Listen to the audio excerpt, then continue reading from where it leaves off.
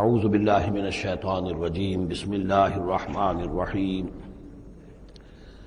وَإِنَّ لَكُمْ فِي الْأَنْعَامِ لَعِبْرَةً نُسْقِيكُم مِّمَّا فِي بُطُونِهِ مِن بَيْنِ فَرْثٍ وَدَمٍ لَبَنًا خَالِصًا شَائِغًا لِلشَّارِبِينَ صدق اللہ العظیم۔ کریشن آف دی یونیورس کے ضمن میں نے جو چند باتیں آپ سے عرض کی تھیں، اس کے ضمن میں خیال آیا کہ آپ کو ایک شعر بھی سنا دوں۔ عبد القادر بے دل بہت بڑے شاعر اور بہت بڑے فلسفی گزرے ہیں ہندوستان میں، اورنگزیب کے زمانے میں تھے اور انہیں دنیا کے چوٹی کے فلسفیوں میں شمار کیا جاتا ہے۔ ان کا ایک شعر بڑا عجیب ہے: ہر دو عالم خاک شد تا بست نقش آدمی، اے بہار نیستی از قدر خود ہوشیار باش۔ ہر دو عالم خاک شد، دونوں عالم خاک ہو گئے۔ اب یہاں جو مفہوم میں لے رہا ہوں، شاعر کے ذہن میں کیا تھا کیا نہیں تھا وہ جانے اور اللہ جانے، لیکن ہر دو عالم، عالم امر، عالم امر نیچے اترا عالم خلق کی شکل میں، اور عالم خلق میں ہوتے ہوتے اترتے اترتے اترتے اترتے تنزل مٹی پیدا ہو گئی۔ ہر دو عالم خاک شد تا بست نقش آدمی، اب آدمی کا نقش بندھنا شروع ہوا، اب یہاں سے حیات ارضی کا سلسلہ شروع ہوا۔ گویا کہ انسان کو وجود میں لانے کے لیے اللہ تعالیٰ نے دونوں عالموں کو تنزلات کی بے شمار منازل سے اتار کر اور خاک تک پہنچایا۔ تا بست نقش آدمی، اے بہار نیستی۔ اب یہ نیستی جو ہے سمجھ لیجئے، چونکہ فلسفہ وحدت الوجود کا یہ ہے کہ اصل حقیقت جو ہے اور اصل وجود تو اللہ کا ہے، باقی جو کچھ نظر آ رہا ہے یہ حقیقی وجود نہیں ہے، نیست ہے، یہ ہست نہیں ہے، صرف یہ شکلیں ہیں، صورتیں ہیں، امیجز ہیں۔ کل ما فی الکون وہم او خیال او عکوس فی المرایا او ظلال، تو یہ نیست ہے۔ یہ جو عالم وجود ہے جسے کہا جا رہا ہے نیستی، اس عالم کی بہار انسان ہے، کلائمیکس آف دس کریشن۔ خلقتہ بیدی، مسجود ملائک، خلیفۃ اللہ۔ تو اے بہار نیستی از خود قدر خود ہوشیار باش، ذرا اپنے مقام اور مرتبے کو سمجھو کہ تمہارے وجود کے لیے اللہ تعالیٰ نے ہر دو عالم کو تنزلات کی کتنی منزلوں سے نیچے اتار کر خاک کیا ہے، تب تمہارا نقش بننا شروع ہوا۔ اور یہ عبد القادر بے دل وہ ہیں کہ جن کے آگے مرزا غالب بھی پانی بھرتے ہیں۔ طرز بے دل میں ریختہ کہنا اسد اللہ خاں قیامت ہے، آسان کام نہیں ہے جو انداز ہے بے دل کا۔ اب چلیے آگے۔ وَإِنَّ لَكُمْ فِي الْأَنْعَامِ لَعِبْرَةً، جیسا کہ میں نے عرض کیا تھا، اس سورہ نحل میں اللہ تعالیٰ نے جو مختلف نعمتیں انسانوں کے لیے بنائی ہیں، پیدا کی ہیں، ان کا ایک ایک کر کے تذکرہ ہو رہا ہے، اور ان کے لیے تمہارے جو چوپائے ہیں، مویشی ہیں، ان میں بھی عبرت ہے، سبق ہے۔ ان کو دیکھو اور اللہ کی حکمتوں کو پہچانو۔ نسقیکم مما فی بطونہ، ہم پلاتے ہیں تمہیں اس میں سے جو ان کے پیٹوں میں ہوتا ہے۔ پیٹوں میں کیا ہوتا ہے؟ من بین فرث، گوبر ہوتا ہے، ودم، یہ خون ہوتا ہے۔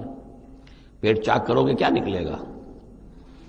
لبنن، اب ان دونوں کے مابین سے اللہ تعالیٰ تمہیں پلا رہا ہے دودھ، لبنن خالصا، ستھرا، صاف، سائغا للشاربین، پینے والوں کے لیے نہایت خوشگوار، خوش ذائقہ۔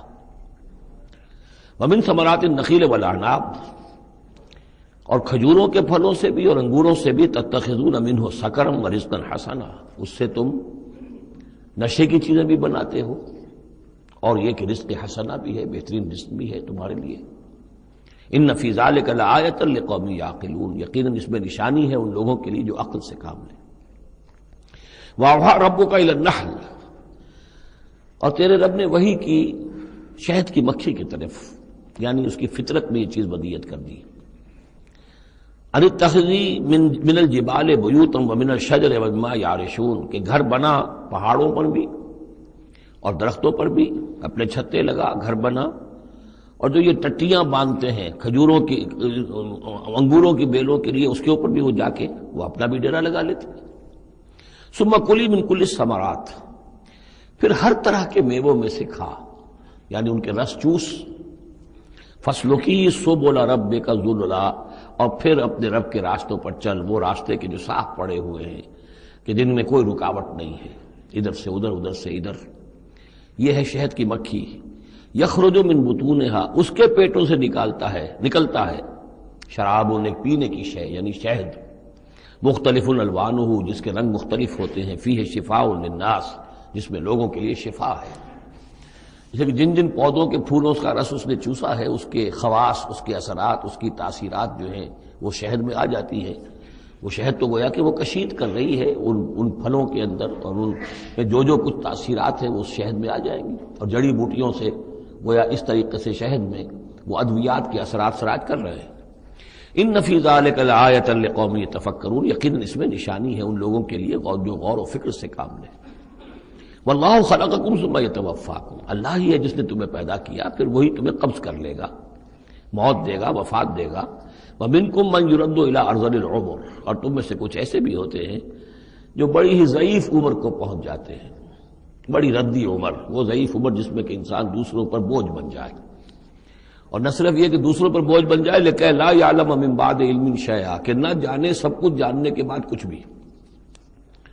آپ کو معلوم ہے ڈیمنشیا بھی ہو جاتا ہے، ذہنی صلاحیتیں ختم ہو جاتی ہیں، یادداشت ختم ہو جاتی ہے، بڑے بڑے عاقل اور بڑے بڑے فلسفی اس عمر میں جا کے جو بچوں کی سی باتیں کرنے لگتے ہیں۔ ان اللہ علیم القدیر، یقیناً اللہ تعالیٰ جاننے والا ہے، قدرت والا۔ واللہ فضل بعضکم علی بعض فی الرزق، اور اللہ نے تم میں سے بعض کو بعض پر رزق میں فضیلت دی ہے۔ اب یہ رزق کی فضیلت ایک تو وہ ہے جو مادی اسباب و وسائل ہے، یہ بھی رزق ہے، اس میں بھی اللہ نے فضیلت دی ہے۔ لیکن یہ کہ کوئی سوشلسٹ اور کمیونسٹ جو ہے اس پر اعتراض کر دے گا، یہ اللہ کی طرف کیوں منسوب کرتے ہو، یہ تو لوگوں نے غلط نظام بنا رکھا ہے۔ لیکن سوال تو یہ ہے کہ ذہنی صلاحیتیں بھی تو اللہ نے سب کو برابر نہیں دی، جسمانی قوت بھی تو سب کو برابر نہیں دی، یہ بھی تو رزق ہے۔ اصل رزق تو یہ ہے جو جینز ملے ہیں، جو صلاحیتیں ملی ہیں، وہ کسی کے اپنے چوائس پر تو نہیں اور سب کی برابر نہیں ہے، اس میں بھی فرق ہے، کسی کو فضیلت دی ہے، کسی کو کسی اعتبار سے، کسی کو کسی اعتبار سے۔ واللہ فضل بعضکم علی بعض فی الرزق فما الذین فضلوا براد رزقہم علی ما ملکت ایمانہم، تو تم نہیں دیکھتے کہ جن لوگوں کو رزق میں فضیلت دی گئی ہو وہ لوٹا دیتے ہوں اپنا رزق اپنے غلاموں کو، یعنی جو ان کے غلام ہیں ان کو بھی ان کے ساتھ تقسیم کر لیں، ان کو بھی مالک بنا دیں۔ یہ تو نہیں ہوتا، یہ اصل میں نفی کی جا رہی ہے کہ تم نے جو سمجھا کہ ایک بڑا خدا ہے، یہ چھوٹے خدا جو ہیں یہ در حقیقت اس کے تو ایک طرح سے یوں سمجھیے کہ خدمتگار ہی ہیں، لیکن چونکہ اس کے خدمت میں رہتے ہیں اور ہماری کو سفارش کر سکتے ہیں۔ لیکن اگر یہ چھوٹے ہیں تو جیسے تم اپنے غلاموں کو اپنے برابر نہیں کر سکتے، کیا اللہ تعالیٰ ان کو اپنے برابر کر لے گا؟ کیا ان میں سے کسی کی دھونس جو ہے اللہ کے اوپر چلے گی؟ کیا وہ اللہ سے اپنی بات بنوا لے گا؟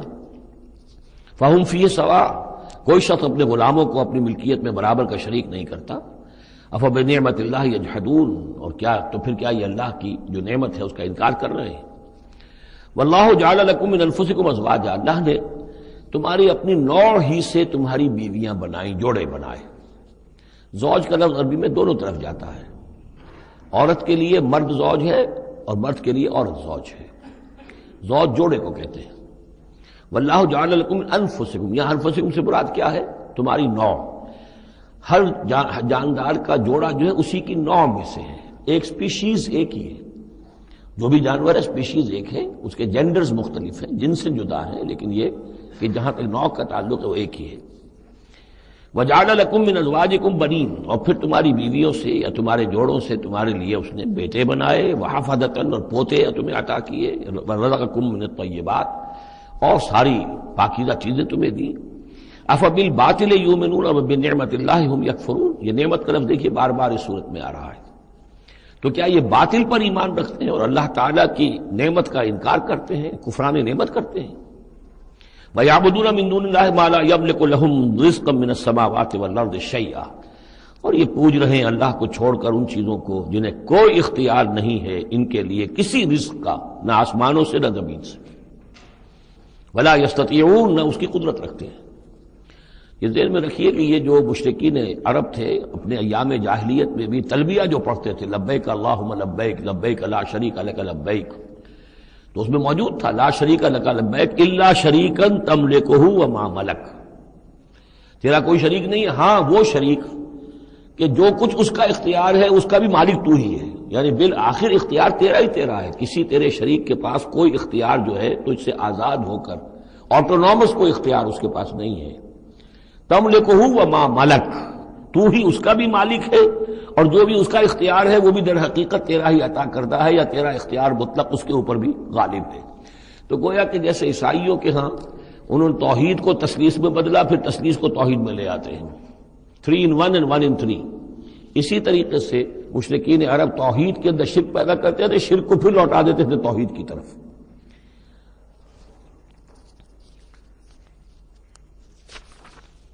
فلا تضربوا للہ الامثال، تو دیکھو اللہ کے لیے کوئی مثالیں بیان نہ کیا کرو، اگرچہ اسی صورت میں ہم پڑھ چکے ہیں وللہ المثل الاعلی۔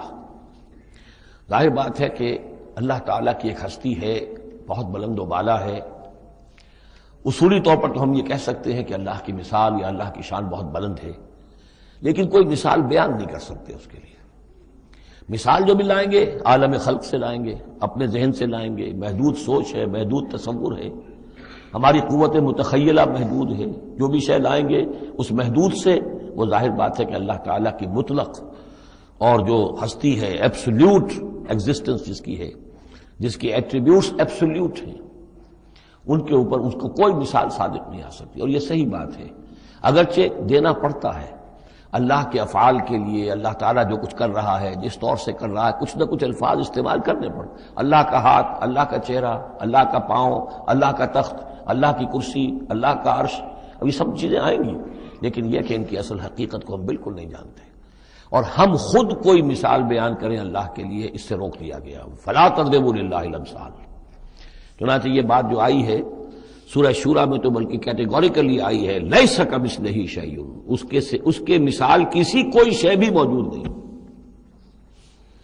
ان اللہ یعلم وانتم لا تعلمون، اللہ جانتا ہے تم نہیں جانتے۔ ضرب اللہ مثلا عبدا مملوکا، اللہ نے ایک مثال بیان کی ہے تمہارے لیے ان کے شرک کی نفی کے لیے۔ عبدا مملوکا، ایک بندہ ہے، غلام ہے، مملوک ہے، لا یقدر علی شیء، اس کا کوئی اختیار ہے ہی نہیں، کچھ کر ہی نہیں سکتا، ایک وہ بندہ ہے۔ وَمَنْ رَزَقْنَاهُ مِنَّا رِزْقًا حَسَنًا، اور ایک شخص وہ ہے جس کو ہم نے اپنے پاس سے بڑا اچھا رزق دیا ہے، رزق میں مال بھی آ سکتا ہے، علم بھی آ سکتا ہے۔ فَهُوَ يُنْفِقُ مِنْهُ سِرًّا وَجَهْرًا، پھر وہ خرچ کرتا ہے اس میں سے کھلے بھی اور چھپے بھی، یعنی مال بھی خرچ کر رہا ہے، اور علم بھی آئے تو علم تقسیم کر رہا ہے، لوگوں کو پہنچا رہا ہے، تعلیم دے رہا ہے، تلقین کر رہا ہے، نصیحت کر رہا ہے۔ هل يستوون، کیا یہ برابر ہو جائیں گے؟ الحمدللہ، کل تعریف اور شکر اللہ کے لیے ہے، بل اکثرهم لا يعلمون، لیکن اکثریت جو ہے علم نہیں رکھتی۔ یعنی اللہ کے ایک وہ بندے ہیں کہ جو اس کے کام میں لگے ہوئے ہیں، امر بالمعروف نہی عن المنکر کر رہے ہیں، علم پھیلا رہے ہیں، یا اللہ نے مال دیا ہے تو اس کے دین کے لیے خرچ کر رہے ہیں، یا ابنائے نو میں سے جو لوگ ضرورت مند ہیں، محتاج ہیں، ان کو دے رہے ہیں، اور ایک وہ ہے کہ جس کے ہاتھ میں کچھ ہے ہی نہیں، اختیار ہی نہیں ہے، وہ کچھ کر ہی نہیں سکتا، تو یہ برابر کیسے ہو جائے گا؟ ضرب اللہ مثلا رجلین، اب اللہ نے ایک دو اور انسانوں کی مثال بیان کی۔ احدہما ابکم لا یقدر علی شیء وہو کل علی مولاه، ایک شخص کے دو غلام ہیں، ایک جو ہے ان میں سے وہ گونگا ہے اور وہ کسی کام کی صلاحیت نہیں رکھتا، اور وہ تو اپنے آقا کے اوپر بوجھ بنا ہوا ہے، روٹی تو توڑتا ہے، کھانا تو کھاتا ہے، اس میں صلاحیت کوئی ہے ہی نہیں، کوئی کام کر نہیں سکتا۔ غلام جو لوگ ہوتے تھے آقاؤں کے، وہ کما کے بھی لاتے تھے، اور ان کی کمائی سے جو ہے وہ لوگ پھر عیش کرتے تھے۔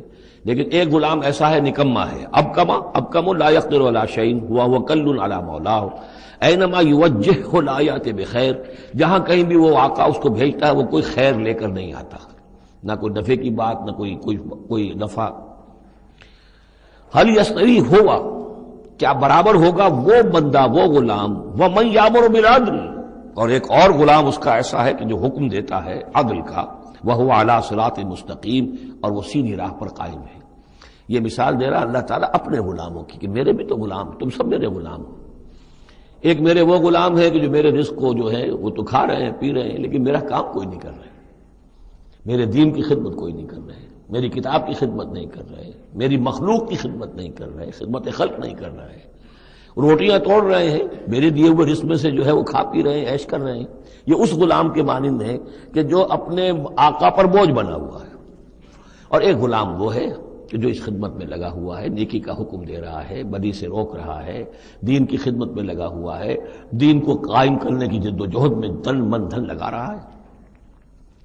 وَهُوَ عَلَىٰ صِرَاطٍ مُسْتَقِيمٍ وَلِلَّهِ غَيْبُ السَّمَاوَاتِ وَالْأَرْضِ، آسمانوں اور زمین کے سارے بھید، ساری کھلی باتیں، ساری چھپی باتیں اللہ ہی کے لیے ہیں۔ وَمَا أَمْرُ السَّاعَةِ إِلَّا كَلَمْحِ الْبَصَرِ، اور قیامت کا معاملہ تو بس ایسے ہوگا جیسے ایک نگاہ کا لپک جانا، اچانک آ جائے، او ہوا اقرب، یا شاید وہ اس سے بھی قریب تر ہو۔ ان اللہ علی کل شیء قدیر، یقیناً اللہ تعالیٰ ہر چیز پر قادر ہے۔ واللہ اخرجکم من بطون امہاتکم لا تعلمون شیئا، اللہ نے تمہیں نکالا تمہاری ماؤں کے پیٹوں سے کہ تم کچھ شے نہیں جانتے تھے، کوئی علم نہیں تھا۔ واقعہ یہ ہے کہ انسان کا بچہ جس قدر کمزور اور ضعیف ہوتا ہے، شاید کسی حیوان کا بچہ اتنا کمزور نہیں ہوتا۔ آپ نے بکری کے بچے کو دیکھا ہوگا، نوزائیدہ کو، وہ تھوڑی دیر بس اس کی ٹانگیں لڑکھڑاتی ہیں، بس تھوڑی دیر، فوراً ہی ولادت کے بعد ٹانگوں پہ کھڑا ہوتا ہے۔ لیکن یہ کہ انسان کا بچہ جتنا لا علم، جتنا ضعیف، جتنا کمزور، جتنا ڈیپینڈنٹ، جتنا محتاج ہوتا ہے۔ واللہ اخرجکم من بطون امہاتکم لا تعلمون شیئا وجعل لکم السمع والابصار والافئدہ لعلکم تشکرون، پھر اللہ نے تمہیں سماعت دی، بصارت دی اور افئدہ دیے۔ یہ افئدہ کا جو عام طور پہ ترجمہ جو ہے آپ نے دیکھا ہوگا دل لکھا ہوتا ہے، مجھے اس سے اختلاف ہے۔ میرے نزدیک افئدہ جو ہے اس سے مراد جو ہے عقل ہے، لیکن یہ میں اس پر گفتگو کروں گا اگلی صورت میں انشاءاللہ۔ ان السمع والبصر والفؤاد کل اولئک کان عنہ مسئولا، وہ جو آیت ہے سورہ بنی اسرائیل کی، وہ اس موضوع کے اوپر اہم ترین ہے۔ پھر اللہ تعالیٰ نے تمہیں کان اور آنکھیں دی اور عقل دی۔ یہ اصل میں ریلیشن شپ یہ ہے کہ یہ سینس ڈیٹا ہے، آنکھوں سے، کانوں سے یہ ڈیٹا، جیسے کہ آپ آج کل کمپیوٹر میں ڈیٹا جو ہے فیڈ کرتے ہیں اس کے اندر، پھر وہ اس کو پروسیس کرتا ہے، پھر وہ انفر کرتا ہے، پچھلی میموری کے ساتھ ٹیلی کرتا ہے، پھر اس سے کوئی نیا نتیجہ نکالتا ہے۔ تو یہ جو برین کمپیوٹر یہاں رکھا ہوا ہے، یہ ہے جس کو کہ سینس ڈیٹا جا رہا ہے، آنکھوں سے، کانوں سے، چھو کر، چکھ کر، سونگھ کر، جو بھی صلاحیتیں ہمارے اندر ہیں ان سے وہ سارا سینس ڈیٹا جو ہے وہ وہاں جا کر پھر پروسیس ہوتا ہے، اس کو پروسیس کر کے اس سے نتیجہ نکالتا ہے، وہ ہے عقل، وہ جو انسان کے اندر یہ ذہن اس دماغ میں جو رکھا گیا ہے۔ فؤاد سے میرے نزدیک مراد یہ ہے، اور میں اس پر جازم ہوں۔ وَجَعَلَ لَكُمُ السَّمْعَ وَالْأَبْصَارَ وَالْأَفْئِدَةَ لَعَلَّكُمْ تَشْكُرُونَ، تاکہ تم شکر کرو، ان چیزوں کا، ان نعمتوں کا حق مانو، حق ادا کرو، ان چیزوں کو، ان نعمتوں کو صحیح طریقے سے استعمال کرو۔ أَلَمْ يَرَوْا إِلَى الطَّيْرِ مُسَخَّرَاتٍ فِي جَوِّ السَّمَاءِ، کیا یہ دیکھتے نہیں پرندوں کو کہ وہ فضا کی اس خالی خلا کے اندر حکم یہ بالکل مسخر ہیں، یعنی اللہ تعالیٰ کے حکم کے مطابق جو ہے تیر رہے ہیں۔ ما یمسکہن الا اللہ، انہیں نہیں تھاما ہوا ہے کسی نے سوائے اللہ کے۔ ان فی ذلک لآیات لقوم یؤمنون، یقیناً اس میں نشانیاں ہیں ان لوگوں کے لیے جو ماننا چاہیں یا جو ایمان رکھتے ہوں۔ واللہ جعل لکم من بیوتکم سکنا، اور اللہ تعالیٰ نے تمہارے لیے تمہارے گھروں میں سکون اور سکونت کی جگہ، رہنے کی جگہ تمہیں فراہم کی ہے۔ وجعل لکم من جلود الانعام، اور بنا دیے تمہارے لیے تمہارے چوپایوں کی کھالوں سے، بیوتن ایسے گھر یعنی خیمے، یہ جانوروں کے کھالوں کے خیمے بناتے تھے تاکہ یہاں خیمہ، یہاں اکھاڑا وہاں لگا دیا، وہاں سے اکھاڑا وہاں لگا دیا، وہ ہلکا رہتا تھا خانہ بدوش لوگوں کے لیے۔ تم ان کی کھالوں سے بنا لیتے ہو گھر، تستخفونہا، جو تمہیں بڑے ہلکے رہتے ہیں تمہارے لیے، یوم ذانکم، جس دن کہ تم سفر میں ہو، و یوم اقامتکم، اور جب تم کہیں اقامت کرنا چاہو۔ وہی خیمے اتارے اونٹ کے پیٹھ کے اوپر سے، وہاں گاڑا، رات کو اس کے اندر آرام کر لیا۔ وَمِنْ أَصْوَافِهَا، اب یہ تین الفاظ آ رہے ہیں جو کہا تھا دفء، تمہارے لیے جڑاول ہے ان میں، انہی حیوانات میں وہ ریشہ پیدا کر رکھا ہے ہم نے، فائبر، جس فائبر کے ذریعے سے کہ تم کپڑا بنتے ہو۔ اب کاٹن فائبر ہے یا اب آرٹیفیشل فائبرز آ گئے ہیں، لیکن سب سے پہلے جو چیز انسان کو ملی تھی وہ تو حیوانات کے جو یہ ان چوپایوں کے جو بال ہیں ان سے ہی انسان نے کچھ چیزوں کو بننا سیکھا تھا۔ من اصوافہا، صوف کہتے ہیں بھیڑوں کی ان کو، واوبارہا، وبر کہتے ہیں جو کہ یہ ببریاں کہلاتی ہیں اونٹ کی، ان کے جو بال ہوتے ہیں، واشعارہا، اور بکریوں کے بال اشعار کہلاتے ہیں۔ تم ان سے صوف سے اور ببروں سے اور بکریوں کے بالوں سے اساساً و متاعاً تم سامان بناتے ہو، اپنے برتنے کی چیزیں بنا لیتے ہو، الہین ایک خاص وقت تک کے لیے۔ واللہ جعل لکم مما خلق ظلالا، اور اللہ تعالیٰ نے تمہارے لیے جو کچھ اس نے پیدا کیا ہے اس کے ذریعے سے سایہ فراہم کیا ہے۔ درختوں کا سایہ تمہیں ملتا ہے، کسی اور چیز کا سایہ اللہ تعالیٰ تمہیں دیتا ہے۔ وجعل لکم من الجبال اکنانا، اور تمہیں پہاڑوں کے اندر چھپنے کی جگہ دے دی ہے، یعنی غاریں ہوتی ہیں، ظاہر بات ہے طوفان جب آتے ہیں اور بڑی تیز ہوا جب چل رہی ہوتی ہے تو پہاڑوں ہی کے اندر وہ کھو موجود ہوتی ہے، وہ غاریں ہوتی ہیں کہ ان میں لوگ پناہ لیتے ہیں۔ وجعل لکم سرابیل تقیکم الحر، اور تمہارے لیے ایسے کرتے بنا دیے، لباس بنا دیے جو تمہیں گرمی سے بچاتے ہیں۔ وسرابیل تقیکم باسکم، اور ایسے کرتے یعنی جو ذرا بختر ہوتے تھے کہ جو تمہاری لڑائی کے اندر تمہیں بچاتے ہیں۔ کذالک یتم نعمتہ، نعمت کے لفظ کو پھر نوٹ کیجئے، اس طرح اللہ تعالیٰ اتمام فرما رہا ہے اپنی نعمتوں کا علیکم، تم پر، لعلکم تسلمون، تاکہ تم سر تسلیم خم کرو اور اطاعت کی روش اختیار کرو۔ فَإِن تَوَلَّوْا، تو پھر اے نبی اگر یہ رخ موڑ لیں، پیٹھ موڑ لیں، فَإِنَّمَا عَلَيْكَ الْبَلَاغُ الْمُبِينُ، تو آپ پر تو بس صاف صاف پہنچا دینے کی ذمہ داری ہے۔ یعرفون نعمت اللہ ثم ینکرونہا، یہ اللہ کی نعمتوں کو پہچانتے ہیں پھر منکر ہو جاتے ہیں۔ واکثرہم الکافرون، اور ان کی اکثریت جو ہے وہ ناشکروں پر مشتمل ہے۔ وَيَوْمَ نَبْعَثُ مِن كُلِّ أُمَّةٍ شَهِيدًا، اب یہ جو مضمون جو ہے شہادت حق کا جو سورہ بقرہ میں آیا تھا، وَكَذَلِكَ جَعَلْنَاكُمْ أُمَّةً وَسَطًا لِتَكُونُوا شُهَدَاءَ عَلَى النَّاسِ وَيَكُونَ الرَّسُولُ عَلَيْكُمْ شَهِيدًا۔ اس کے بعد سورہ نساء میں آیا، ایک تو یہ آیا کہ اللہ کے گواہ بن کر کھڑے ہو جاؤ، پھر آگے چل کر آیا كَيْفَ إِذَا جِئْنَا مِن كُلِّ أُمَّةٍ بِشَهِيدٍ وَجِئْنَا بِكَ عَلَىٰ هَٰؤُلَاءِ شَهِيدًا، آیت نمبر 41۔ وہ مضمون یہاں پھر دو مرتبہ اس صورت میں آ رہا ہے۔ وَيَوْمَ نَبْعَثُ مِن كُلِّ أُمَّةٍ شَهِيدًا، جس دن کو اٹھائیں گے ہم ہر امت میں سے ایک شہید۔ کون ہوگا وہ؟ جسے رسول کی حیثیت سے اس امت کو کی طرف بھیجا تھا۔ فَلَنَسْأَلَنَّ الَّذِينَ أُرْسِلَ إِلَيْهِمْ وَلَنَسْأَلَنَّ الْمُرْسَلِينَ، سورہ اعراف کی آیت نمبر 6۔ سب سے پہلے وہ جسے ہم کہتے ہیں پروزیکیوشن وٹنس کی حیثیت سے، عدالت کا گواہ، سرکاری گواہ کی حیثیت سے رسول کھڑا ہوگا، اور رسول یہ کہے گا کہ اللہ تیرا جو پیغام مجھ تک آیا تھا اس قوم کے لیے، میری قوم کے لیے، میں نے انہیں پہنچا دیا تھا۔ ناؤ دے آر ریسپانسبل، اب یہ جواب دہ ہیں، اب ان سے محاسبہ ہو سکتا ہے۔ تو یہ ہے نبی جو ہے گویا کہ اپنی قوم کے خلاف گواہی دے گا۔ اگر نبی یہ گواہی نہ دے تو وہ کہیں کہہ سکتے تھے اللہ ہمیں تو بات پہنچی نہیں، ہم بات سمجھے نہیں تھے۔ نبی کہے گا میں نے سمجھا دیا تھا، کھول کھول کر سمجھا دیا تھا، کوئی اشتباہ نہیں چھوڑا تھا، پورا مبرہن کر دی تھی بات، دودھ کا دودھ پانی کا پانی بالکل علیحدہ کر دیا تھا، کیسے انکار کریں گے؟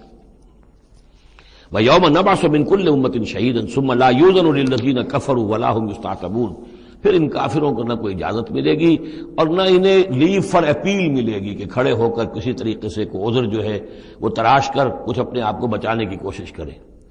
وَإِذَا رَأَى الَّذِينَ ظَلَمُوا الْعَذَابَ، اور جس وقت کہ یہ ظالم اور یہ کافر اور گناہ گار دیکھیں گے عذاب کو، فَلَا يُخَفَّفُ عَنْهُمْ، تو پھر اب ان سے تخفیف نہیں کی جائے گی اس عذاب میں، وَلَا هُمْ يُنظَرُونَ، اور نہ ہی انہیں کبھی کوئی مہلت ملے گی، کوئی وقفہ نہیں ہوگا، وہ مسلسل ہوگا۔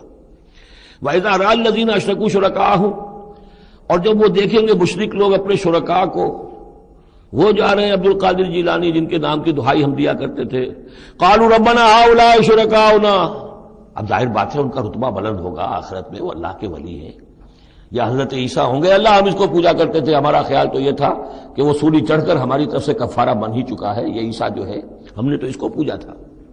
تو وہ کہیں گے ربنا هؤلاء شركاؤنا الذين كنا ندعو من دونك، یہ ہیں وہ شرکاء جن کو ہم تیرے سوا پکارا کرتے تھے دنیا میں۔ فالقوا الیہم القول انکم لکاذبون، تو وہ مقدس ہستیاں یہ کہیں گی تم جھوٹ بول رہے ہو، بکواس کر رہے ہو، تمہارا ہم سے کوئی تعلق نہیں۔ یہ پہلے بھی آ چکا ہے کہ ہم تمہاری عبادت سے اور تمہاری ساری چیخ پکار سے ہم بالکل غافل ہیں، ہمیں کچھ پتہ نہیں تم کیا کرتے رہے ہو، ہمارا کوئی تعلق تم سے نہیں۔ فالقوا الیہم القول انکم لکاذبون، تم جھوٹے ہو۔ والقوا الی اللہ یومئذ السلام، اور وہ سب کے سب اس روز اللہ کے سامنے اپنی اطاعت اور عاجزی پیش کر رہے ہوں گے۔ وضل عنہم ما کانوا یفترون، اور جو افطرا انہوں نے کر رکھے تھے، ان کے نام پر عقیدے گھڑے ہوئے تھے، وہ بچا لیں گے اور وہ چھڑا لیں گے، اور وہ کفارہ بن چکے ہیں، وہ ہمارے گناہوں کی طرف سے پہلے ہی جو ہے کفارہ بن کر وہ قربانی کا بکرا بن کر پھانسی پر چڑھ چکے ہیں۔ تو یہ ساری چیزیں ضل عنہم، وہ سب کی سب جو ہیں وہ تو ان کے ہاتھوں سے گم ہو جائیں گے، ہاتھوں کے طوطے اڑ جائیں گے۔ الذین کفروا وصدوا عن سبیل اللہ زدناہم عذابا، وہ لوگ جنہوں نے کفر کیا اور نہ صرف خود کفر کیا، لوگوں کو روکتے رہے اللہ کے راستے سے، زدناہم عذابا فوق العذاب، ہم تو ان کے عذاب میں تو اور اضافہ کرتے چلے جائیں گے، بما کانوا یفسدون، بسبب اس شرارت کے جو وہ کرتے تھے، سازشیں کرتے تھے، لوگوں کو ورگلاتے تھے، اس راستے پر جانے سے روکتے تھے۔ وَيَوْمَ نَبْعَثُ فِي كُلِّ أُمَّةٍ شَهِيدًا، دوبارہ دیکھیے آ گیا، اور ذرا تصور کرو اس دن کا جس دن ہم ہر امت میں ایک گواہ کھڑا کریں گے۔ یہ تمام جو رسول ہیں گواہ ہیں۔ یا ایھا الرسول انا ارسلناک شاہدا ومبشرا ونذیرا وداعیا الی اللہ باذنہ وسراجا منیرا، یا ایھا النبی انا ارسلناک شاہدا ومبشرا ونذیرا، شاہد شہید گواہ، اسی معنی میں سورہ مزمل میں آیا ہے، تمہارے پاس ہمارا رسول آ گیا ہے، جیسے کہ فرعون کے پاس رسول آیا تھا، فعصى فرعون الرسول فاخذناه اخذا وبیلا، لقد ارسلنا الیکم رسولا شاہدا علیکم کما ارسلنا الی فرعون رسولا فعصى فرعون الرسول فاخذناه اخذا وبیلا فکیف تتقون ان کفرتم یوما یجعل الولدان شیبا وَيَوْمَ نَبْعَثُ فِي كُلِّ أُمَّةٍ شَهِيدًا عَلَيْهِمْ مِنْ أَنفُسِهِمْ، ان کے خلاف گواہی دینے، ان کے اوپر کھڑے ہو کر گواہی دینے والے انہی میں کے ہوں گے، وَجِئْنَا بِكَ شَهِيدًا عَلَىٰ هَٰؤُلَاءِ، یہ بالکل تقریباً وہی آیت جو سورہ نساء میں آ چکی، اور آپ کو کھڑا کریں گے گواہ بنا کر ان کے خلاف۔ اب ہؤلاء میں اشارہ کس کی طرف ہو رہا ہے؟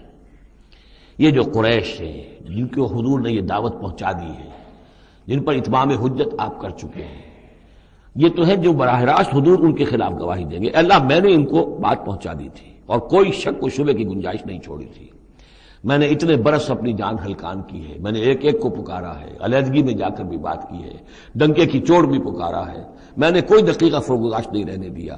باقی یہ کہ اس سے آگے اس کو پہنچانے کی ذمہ داری امت پر ہے، یہ گواہی پھر امت کو دینی ہے، اور اگر یہ امت یہ گواہی نہ دے سکے تو پھر لوگوں کی گمراہی کا وبال اس امت کے اوپر آ جائے گا۔ تمہارے ذمہ تھا آپ پہنچانا، یہ ہے اصل میں وہ نازک ذمہ داری جو امت مسلمہ کی حیثیت سے ہمارے کندھوں پر آئی ہے۔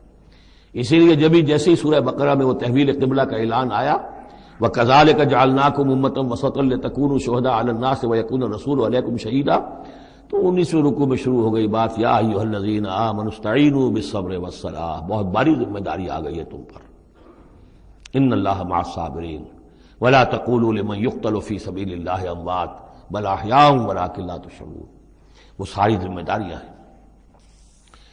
وجئنا بك شهيدا على هؤلاء ونزلنا عليك الكتاب تبيانا لكل شيء، اور اے نبی ہم نے اتار دی ہے آپ پر یہ کتاب، یہ قرآن، وضاحت کرتے ہوئے ہر شے کی، یعنی جو بھی انسان کی ہدایت کے لیے جو مسئلہ ضروری ہے وہ سارا کا سارا اس میں موجود ہے، وہدی ورحمۃ، اور وہ ہدایت بن کر آئی ہے اور رحمت، وبشریٰ للمسلمین، اور بشارت بن کر آئی ہے مسلمانوں کے لیے، اہل اسلام کے لیے، اللہ کے فرما برداروں کے لیے۔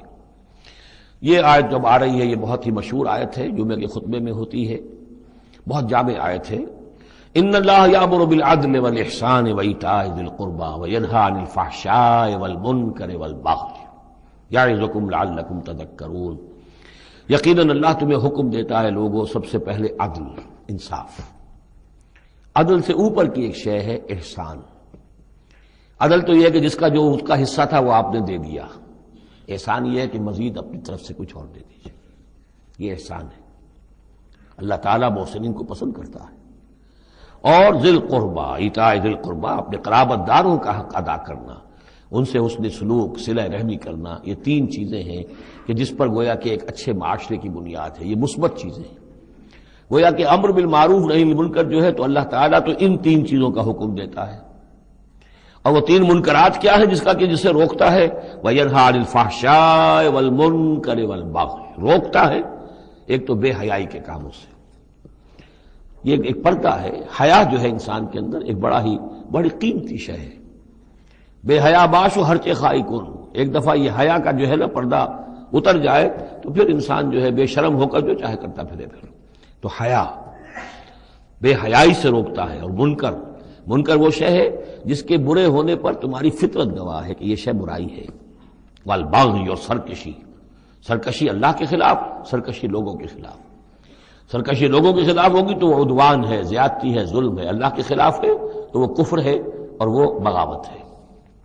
یعظکم، اللہ تعالیٰ تمہیں نصیحت کر رہا ہے، لعلکم تذکرون، تاکہ تم نصیحت اخذ کرو، رہنمائی حاصل کرو. وَأَوْفُوا بِعَهْدِ اللَّهِ إِذَا عَاهَدتُّمْ، یہ جو چند آیات اب آگے آ رہی ہیں یہ مشکلات القرآن میں سے ہیں، اس میں کافی مفسرین کے مابین اختلافات بھی ہیں، لیکن میں نے جتنا بھی غور و فکر کیا ہے اور جن حضرات کی آراء سے مجھے اتفاق ہے وہ میں بیان کروں گا، باقی ساری آراء میں بیان نہیں کر سکتا. یہاں میرے نزدیک یہاں سے اصل میں اہل کتاب کی طرف روئے سخن ہے. میں آپ کو بتا چکا ہوں کہ مکی صورتوں میں اہل کتاب سے براہ راست خطاب نہیں ہے، یا بنی اسرائیل یا اہل الکتاب نہیں ملے گا، لیکن سورہ انعام ہی سے بات شروع ہو گئی تھی، کچھ نہ کچھ ان کی طرف روئے سخن ہے، اشارے ہیں، اس لیے کہ یہ دور ایسا تھا کہ جس میں مدینے میں خبریں پہنچ چکی تھی، محمد رسول اللہ صلی اللہ علیہ وسلم نے نبوت کا دعویٰ کیا ہے، اہل کتاب کے کان بھی کھڑے ہو چکے تھے، ان میں سے کچھ لوگ تھے پہچان بھی چکے تھے، اور وہ یہ کہ گویا کہ منتظر بھی ہوں گے کہ اب ہم ان کی تصدیق کریں گے، ذرا اور دیکھ لیں، ذرا اور ان کے بارے میں صحیح معلومات ہمیں حاصل ہو جائیں. کچھ لوگوں کے اندر حسد کی آگ اسی وقت سے بھڑک چکی ہوگی، وہی ہے کہ جنہوں نے سکھا پڑھا کر پوچھا تھا کہ ان سے پوچھو اگر یہ نبی ہونے کا دعویٰ کرتے ہیں تو یہ بنی اسرائیل مصر کیسے پہنچ گئے تھے؟ یہ تو حضرت ابراہیم علیہ السلام کی نسل سے تھے، حضرت ابراہیم تو فلسطین میں رہتے تھے، الخلیل میں وہ دفن ہیں، یہ مصر کیسے پہنچ گئے جو حضرت موسیٰ علیہ السلام نے لے کر وہاں سے آئے؟ تو پوری سورہ مبارکہ سورہ یوسف جو ہم پڑھ چکے ہیں کہ کیا کیا شکل بنی، کیا سبب بنا، کیا حالات تھے جن میں کہ بنی اسرائیل وہاں جا کر آباد ہوئے. تو اس طرح سے اب یہاں پہ اصل میں روئے سخن ان کی طرف ہے. وَأَوْفُوا بِعَهْدِ اللَّهِ إِذَا عَاهَدتُّمْ وَلَا تَنقُضُوا الْأَيْمَانَ بَعْدَ تَوْكِيدِهَا، اور دیکھو اللہ کے عہد کو پورا کرو جبکہ تم وہ عہد کر چکے ہو. جو بنی اسرائیل سے اذ اخذ اللہ میثاقکم، وہ جو بار بار آیا ہے، یہ تو تفصیل تو پھر جو ہے مدنی صورتوں میں آئی ہے جو ہم پڑھ چکے ہیں، وہ بعد میں نازل ہوں گی. ابھی گویا کہ اس کی طرف اشارہ کیا جا رہا ہے تاکہ جو ان کے صاحب علم ہیں وہ بات کو پا لیں، سمجھ لیں. عاقلہ را اشارہ کافی است. وَأَوْفُوا بِعَهْدِ اللَّهِ إِذَا عَاهَدتُّمْ، دیکھو اللہ کے عہد کو پورا کرو جبکہ تم نے عہد کیا ہے. وَلَا تَنقُضُوا الْأَيْمَانَ بَعْدَ تَوْكِيدِهَا، اور اپنی قسموں کو مضبوطی سے باندھنے کے بعد مت توڑا کرو. وَقَدْ جَعَلْتُمُ اللَّهَ عَلَيْكُمْ كَفِيلًا، اور اس پر تم نے اللہ کو کفیل بنایا ہے، اللہ کو گواہ بنا کر قسمیں کھائی ہیں، اللہ کو گواہ بنا کر تم نے عہد کیے تھے. إِنَّ اللَّهَ يَعْلَمُ مَا تَفْعَلُونَ، اللہ جانتا ہے جو کچھ کہ تم کر رہے ہو. وَلَا تَكُونُوا كَالَّتِي نَقَضَتْ غَزْلَهَا مِن بَعْدِ قُوَّةٍ أَنْكَاثًا، اس عورت کے مانند نہ بن جاؤ، اس دیوانی عورت کے مانند کہ جس نے بڑی محنت اور مشقت سے سوت کاٹا اور پھر اسے ٹکڑے ٹکڑے کر دیا. یہ گویا کہ ایک تمثیل دی گئی ہے، منتظر چلے آ رہے تھے تم نبی کی آمد کے، تم تو ان کے حوالے سے اپنے جو لوگ تھے یہاں کے عرب انہیں دھمکایا کرتے تھے کہ جب وہ آئیں گے تو ہم ان کے ساتھ ہو کر جنگ کریں گے، تو پھر یہ کہ تم ہمیں کبھی شکست نہیں دے سکو گے. اب یہ کیا ہو رہا ہے کہ جب اس نبی کا ظہور ہو رہا ہے تو اب تمہارے دل میں طرح طرح کے خیالات آ رہے ہیں. تو کیا اس بوڑھی عورت کی طرح کہ جس کی عقل ماری گئی تھی، بڑی محنت سے سوت کاٹتی تھی اور پھر توڑ دیتی تھی، تو تم اپنا یہ سارا جو تانا بانا بنے بیٹھے تھے اب تک، اب تم چاہتے ہو کہ اس کو توڑ دو، تار تار کر دو. وَلَا تَكُونُوا كَالَّتِي نَقَضَتْ غَزْلَهَا مِن بَعْدِ قُوَّةٍ أَنْكَاثًا تَتَّخِذُونَ أَيْمَانَكُمْ دَخْلًا بَيْنَكُمْ أَن تَكُونَ أُمَّةٌ هِيَ أَرْبَىٰ مِنْ أُمَّةٍ، تم نے اپنی قسموں کو دخل دینے کا ذریعہ بنا لیا ہے اپنے مابین، مبادا کوئی اور قوم کسی دوسری قوم سے چڑھتی ہوئی نہ ہو جائے. یعنی تمہاری یہ قومی کشاکش ہے کہ تم نہیں چاہتے کہ بنی اسماعیل جو ہیں اب انہیں یہ سبقت حاصل ہو جائے، یہ فضیلت حاصل ہو جائے جو بنی اسرائیل کو حاصل تھی 2000 برس. ان تکون امۃ ہی اربع من امۃ، مبادا ہو جائے ایک قوم دوسری قوم سے بڑھی ہوئی، دوسری قوم سے افضل. اب یہاں نام نہیں ابھی لیے جا رہے ہیں، جیسا کہ میں نے عرض کیا اشاروں کنایوں میں باتیں ہو رہی ہیں تاکہ اہل کتاب کے جو اہل علم تھے ان تک یہ بات پہنچ جائے، ان کے دلوں کے اندر اتر جائے. اب قسمیں کھا رہے ہیں کہ ہم تو نہیں مانیں گے، اگر واقعی یہ وہی نبی ہے لیکن ہے یہ بنی اسماعیل میں سے، یہ امیین میں سے، تو نہیں مانیں گے. قسمیں کھا کھا کر ایک دوسرے کے ساتھ جو ہے وہ عہد کر رہے ہیں. تو یہ کیا کر رہے ہو؟ وَلَا تَكُونُوا كَالَّتِي نَقَضَتْ غَزْلَهَا مِن بَعْدِ قُوَّةٍ أَنْكَاثًا تَتَّخِذُونَ أَيْمَانَكُمْ دَخْلًا بَيْنَكُمْ أَن تَكُونَ أُمَّةٌ هِيَ أَرْبَىٰ مِنْ أُمَّةٍ إِنَّمَا يَبْلُوكُمُ اللَّهُ بِهِ، یہ تو اللہ تعالیٰ تمہیں آزما رہا ہے اس کے ذریعے سے.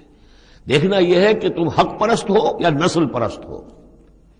اگر تو نسل پرست ہو تو پھر اللہ سے تمہارا کوئی تعلق نہیں. اگر حق پرست ہے تو اللہ تعالیٰ نے اگر تمہاری نسل کے اندر رکھا ہوا تھا اب کسی اور نسل میں رکھ دیا ہے. اور پھر یہ کہ وہ اتنی دور کی نسل بھی نہیں، ابراہیم ہی کی نسل سے ہے. تمہارے جد امجد جو ابراہیم ہے انہی کی ایک شاخ تم ہو، تو انہی کی ایک شاخ جو ہے وہ محمد رسول اللہ کی قوم ہے، تو ان کو ہم نے چن لیا ہے۔ ان تکون امۃ ہی اربا من امۃ، اسی میں تم اسی جو ہے بغیم بینہم کے حوالے سے اب تم جو ہے اس آزمائش میں ناکام ہو رہے ہو۔ انما یبلوکم اللہ بہ، یہ تو اللہ تمہاری آزمائش کر رہا ہے۔ ولا یبینن لکم یوم القیامۃ ما کنتم فیہ تختلفون، اور پھر اللہ تعالیٰ لازماً ظاہر کر دے گا تمہارے لیے قیامت کے دن جو کچھ کہ تم جس میں اختلاف تم نے کیا تھا۔ ولو شاء اللہ لجعلکم امۃ واحدہ، اللہ چاہتا تمہیں ایک ہی امت بنا دیتا، یہ تفریقی نہ ہوتی کہ ایک امت کو ہٹا کر دوسری امت کو ہم لے آئے، ایک امت کو ہم معزول کر رہے ہیں دوسری امت کو لا رہے ہیں، ہم چاہتے یہ بھی کر سکتے تھے۔ تمہارے ہی اندر جو ہے ایک اور نشأت ثانیہ ہو جاتی، نشأت ثالثہ ہو جاتی، ایک نشأت ثانیہ تو ہو چکی تھی۔ ایک مرتبہ نیبوکڈنیزر کے ہاتھوں برباد ہوئے ہیکل سلیمانی تباہ ہو گیا تھا، پھر حضرت عزیر علیہ السلام کی دعوت توبہ اور اصلاح کے ذریعے سے تمہارے اندر دوبارہ ایک زندگی پیدا ہو گئی، تمہیں پھر ایک اور عروج ہوا، اب کر سکتے تھے یہ، اب پھر تیسری مرتبہ پھر تمہارے اندر ہی کوئی دعوت اچھی اٹھتی، تمہارے اندر ہی ہم کوئی نبی بھیج دیتے، وہ تمہارے اندر سے پھر جو ہے اصلاح کی ایک تحریک اٹھاتا، اور پھر تم سیدھے راستے پر آتے، اور اللہ تعالیٰ تم پر رحم فرما دیتا اور قرآن بھی تمہیں کو دے دیتا۔ اللہ کر سکتا تھا۔ لو شاء اللہ لجعلکم امۃ واحدہ ولکن یضل من یشاء ویہدی من یشاء، لیکن اللہ تعالیٰ کا فیصلہ یہی ہے، وہ ہدایت دیتا ہے جو چاہتا ہے، اور وہ ہدایت اور گمراہ کرتا ہے جس کو چاہتا ہے، اور یہ دونوں ترجمے ہوں گے، وہ ہدایت دیتا ہے اس کو جو ہدایت کا طالب ہے، اور گمراہ کرتا ہے اس کو جو گمراہی کا طالب ہے۔ وَلَتُسْأَلُنَّ عَمَّا كُنتُمْ تَعْمَلُونَ، اور تم سے پوچھا جائے گا، باز پرس ہوگی اب جو کچھ تم کر رہے ہو، تم ایک بہت بڑے امتحان سے اب دوچار ہو رہے ہو، تمہارے پاس علم ہے، تمہارے پاس کتاب ہے۔ اب وہ انداز یاد کیجئے کہ جو سورہ بقرہ کے 5ویں رکوع میں یا بنی اسرائیل اذکروا نعمتی التی انعمت علیکم واوفوا بعہدی اوف بعہدکم وایای فارہبون وآمنوا بما انزلت مصدقا لما معکم ولا تکونوا اول کافر بہ ولا تشتروا بآیاتی ثمنا قلیلا وایای فاتقون ولا تلبسوا الحق بالباطل وتکتموا الحق وانتم تعلمون۔ وہی تو بات شروع ہوئی تھی، اوفوا بعہد اللہ اذا عاہدتم، یا بنی اسرائیل اذکروا نعمتی التی انعمت علیکم واوفوا بعہدی اوف بعہدکم وایای فارہبون۔ یہ در حقیقت یہ آیات جو ہیں یہ تمہید ہیں گویا کہ سورہ بقرہ کے 5ویں رکوع میں جو آیات آئی ہیں ان کی۔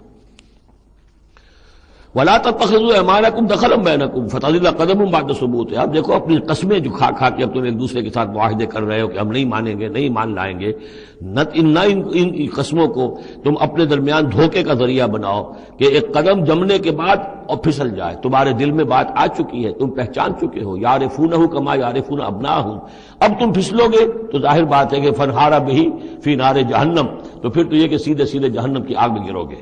وَتَذُوقُوا السُّوءَ بِمَا صَدَدتُّم عَن سَبِيلِ اللَّهِ، اور تمہیں برائی کا مزہ چکھنا پڑے، عذاب کا مزہ چکھنا پڑے بسبب اس کے کہ تم نے روکا لوگوں کو اللہ کے راستے سے۔ تمہیں تو چاہیے تھا کہ سب سے پہلے کھڑے ہو کر گواہی دیتے۔ وَمَنْ أَظْلَمُ مِمَّنْ كَتَبَ شَهَادَةً عِندَهُ مِنَ اللَّهِ، تم کہتے کہ ہاں بالکل ٹھیک ہے، ہماری کتابوں میں جو تھی یقین محمد اللہ کے رسول ہیں، سب سے پہلے تمہیں بڑھ کر ان کی توثیق کرنی چاہیے۔ وَلَا تَكُونُوا أَوَّلَ كَافِرٍ بِهِ، کہاں تم سب سے پہلے کافر ہوئے جا رہے ہو۔ وَلَكُمْ عَذَابٌ عَظِيمٌ، اور تمہارے لیے بہت بڑا عذاب ہے۔ وَلَا تَشْتَرُوا بِعَهْدِ اللَّهِ ثَمَنًا قَلِيلًا، دیکھو اللہ کے اس عہد کو حقیر سی قیمت کے عوض فروخت نہ کرو۔ انما عند اللہ هو خیر لکم، جو کچھ اللہ کے پاس ہے وہ بہت بہتر ہے، جو اس کی نعمتیں ہیں، انعام ہیں، آخرت کی نعمتیں ہیں، جنت کی نعمتیں ہیں، تم ان کو ہاتھ سے دے رہے ہو، گنوا رہے ہو، اور دنیا کی یہ تھوڑی سی حیثیت، اپنی مسند، اپنی چودراہٹ، اپنی مشیخیت جو ہے اس کو تم چھوڑنے کو تیار نہیں ہو۔ ان کنتم تعلمون، اگر تم علم رکھتے ہو۔ ما عندکم ینفد وما عند اللہ باق، جو تمہارے پاس ہے وہ ختم ہو جائے گا، اور جو اللہ کے پاس ہے وہ باقی رہنے والا ہے۔ وَلَنَجْزِيَنَّ الَّذِينَ صَبَرُوا أَجْرَهُمْ، اور ہم لازماً دیں گے صبر کرنے والوں کو ان کا اجر، بِأَحْسَنِ مَا كَانُوا يَعْمَلُونَ، ان کے اعمال کے بہترین جو اعمال ہوں گے، جو کچھ وہ کر رہے ہیں ان میں سے بہترین اعمال کے حساب سے انہیں اجر دیں گے۔ یعنی ہر نیکوکار کے سارے اعمال ایک درجے کے نہیں ہوتے، کبھی چھوٹی نیکی کی ہے، بڑی نیکی کی ہے، لیکن ہم ان کا مقام ان کی بڑی نیکیوں کے حوالے سے معین کریں گے۔ من عمل صالحا من ذکر او انثى وهو مؤمن، جس نے بھی نیک عمل کیا، خواہ وہ مرد ہو خواہ عورت، لیکن ہو مومن، فلنحيينه حیاتا طیبۃ، ہم اسے زندہ رکھیں گے دنیا میں بڑی پاکیزہ زندگی، اسے دل کا سکون ہوگا۔ الا بذکر اللہ تطمئن القلوب، ان کے لیے نہ خوف ہوگا نہ کوئی حزن ہوگا۔ الا ان اولیاء اللہ لا خوف علیہم ولا هم يحزنون، وَلَنَجْزِيَنَّهُمْ أَجْرَهُمْ بِأَحْسَنِ مَا كَانُوا يَعْمَلُونَ، ہم انہیں دنیا کے اندر بھی زندگی جو دیں گے وہ بڑی پاکیزہ زندگی ہوگی، چاہے روکھی سوکھی کھا رہے ہوں لیکن صبر و شکر کی زندگی ہوگی، دل مطمئن ہوں گے، دل میں غنا ہوگا، الغنا غنا نفس۔ حضور نے فرمایا اصل جو ہے امیری وہ تو دل کی امیری ہے، دل غنی ہے تو انسان غنی ہے، اور کروڑوں روپے رکھتا ہے پھر بھی اس کے اندر لالچ ہے تو وہ فقیر ہے۔ وَلَنَجْزِيَنَّهُمْ أَجْرَهُمْ بِأَحْسَنِ مَا كَانُوا يَعْمَلُونَ، ان کو جو بدلہ ہم دیں گے تو وہ ان کے جو بہترین اعمال ہوں گے ان کے حوالے سے۔ فَإِذَا قَرَأْتَ الْقُرْآنَ فَاسْتَعِذْ بِاللَّهِ مِنَ الشَّيْطَانِ الرَّجِيمِ، تو جب آپ قرآن پڑھا کیا کریں تو اللہ کی پناہ طلب کر لیا کیجئے مردود شیطان سے۔ یہ ہے حکم جس پر کہ ہم عمل کرتے ہیں، جب بھی قرآن پڑھنا ہو تو پہلے اعوذ باللہ من الشیطان الرجیم تعوذ کرتے ہیں۔ انہ لیس لہ سلطان علی الذین آمنوا، یقیناً اس کے پاس کوئی سند نہیں ہے، اختیار نہیں ہے، کوئی طاقت نہیں ہے ان لوگوں پر کہ جو ایمان لائے، وعلی ربہم یتوکلون، اور جو اپنے رب پر توکل کرتے ہوں۔ انما سلطانہ، اس کا زور چلتا ہے علی الذین یتولونہ، ان پر جو خود اس کے دوست بنتے ہیں، اس کو اپنا حمایتی بناتے ہیں، اس سے دوستیاں گاٹھتے ہیں، والذین ہم بہ مشرکون، اور جنہوں نے کہ اسے شریک کیا ہوا اللہ کے ساتھ، اللہ کی اطاعت کی بجائے اس کی اطاعت کر رہے ہیں۔ وَإِذَا بَدَّلْنَا آیَةً مَكَانَ آیَةٍ وَاللَّهُ أَعْلَمُ بِمَا يُنَزِّلُ قَالُوا إِنَّمَا أَنْتَ مُفْتَرٍ، اور جب ہم کوئی ایک آیت کی جگہ دوسری آیت بدل دیتے ہیں، وہ میں عرض کر چکا ہوں، یہ سارے مضامین سورہ بقرہ میں آ چکے ہیں، مَا نَنسَخْ مِنْ آیَةٍ أَوْ نُنسِهَا نَأْتِ بِخَيْرٍ مِنْهَا أَوْ مِثْلِهَا، وہی مضمون ہے یہ۔ جب ہم ایک آیت کی جگہ کوئی دوسری آیت بدلتے ہیں، واللہ عالم بما ينزل، اور یہ کوئی الٹ اپ نہیں ہے، اللہ جو کچھ نازل فرما رہا ہے خوب جانتا ہے۔ ایک دور میں وہ حکم صحیح تھا، اب حالات بدل گئے، اب یہ حکم صحیح ہے۔ قالوا انما انت مفتر، وہ کہتے ہیں یہ تو آپ افتراء کر رہے ہیں، پہلے یہ کہا تھا اب یہ کہہ رہے ہیں، اگر اللہ کا کلام ہوتا اس میں تبدیلی کیسے ہو سکتی ہے؟ بل اکثرهم لا يعلمون، لیکن ان کی اکثریت علم سے آ رہی ہے۔ قل نزلہ روح القدس، کہہ دیجئے اس کو اتارا ہے روح القدس نے۔ اب یہ روح کا لفظ حضرت جبرائیل کے لیے نوٹ کر لیجئے۔ قل نزلہ، اتارا ہے اس کو روح القدس نے، پاک فرشتے نے، من رب کا، آپ کے رب کی طرف سے، بالحق، کے حق کے ساتھ، لیثبت الذین آمنوا، تاکہ اہل ایمان کے دلوں کو اور ان کے قلبوں کو جمائے۔ اس سے پہلے جو ہے کذالک لنثبت بہ فؤادک ورتلناہ ترتیلا، یہ آ جائے گا آگے چل کر، تاکہ حضور کے دل کو بھی تثبیت ہو اس سے، اور اہل ایمان کے دلوں کو بھی اس سے ثبات ملے۔ وہدی وبشریٰ للمسلمین، یعنی جیسے جیسے حالات بدل رہے ایسے ایسے، اب جائے ایک قصہ جو ہے آدم و ابلیس کا ایک دفعہ آیا، پھر دوسری دفعہ آیا، پھر تیسری دفعہ آیا، اس میں کوئی تھوڑا تھوڑا فرق بھی آ رہا ہے، ایک چیز وہاں بیان کی گئی، ایک چیز اب یہاں واضح کی جا رہی ہے۔ یہ ساری چیزیں جو ہے یہ اس لیے ہیں تاکہ بدلتے ہوئے حالات میں اہل ایمان کو ہر حال، ہر دور کے حالات کے مطابق جو ہے وہ اپنی رہنمائی کا سامان مل جائے۔ وَلَقَدْ نَعْلَمُ أَنَّهُمْ يَقُولُونَ إِنَّمَا يُعَلِّمُهُ بَشَرٌ، اور ہمیں خوب معلوم ہے کہ وہ یہ کہتے ہیں کہ یہ تو انہیں ایک انسان سکھا رہا ہے، کوئی شخص ہے، کوئی عجمی ہے، کوئی ہو سکتا ہے اہل کتاب میں سے ہو، بہت بڑا عالم ہے، اسے اپنے گھر میں انہوں نے رکھا ہوا ہے اور اس سے یہ چیزیں سیکھتے ہیں۔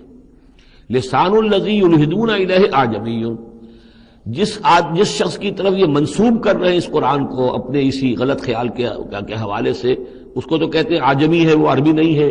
وہذا لسان عربی مبین، اور یہ قرآن نازل ہو رہا ہے اس زبان میں، عربی میں، جو بالکل صاف ہے۔ کوئی عجمی جو ہے ایسی صاف زبان کیسے بولے گا؟ ان الذین لا یؤمنون بآیات اللہ، یقیناً جو لوگ اللہ کی آیات پر ایمان نہیں رکھتے، لا یہدیہم اللہ، اللہ تعالیٰ بھی اب انہیں ہدایت نہیں دے گا، زبردستی ہدایت دینا اللہ کی سنت نہیں، اللہ کا طریقہ نہیں۔ وَلَهُمْ عَذَابٌ عَلِيمٌ، اور ان کے لیے دردناک عذاب ہے۔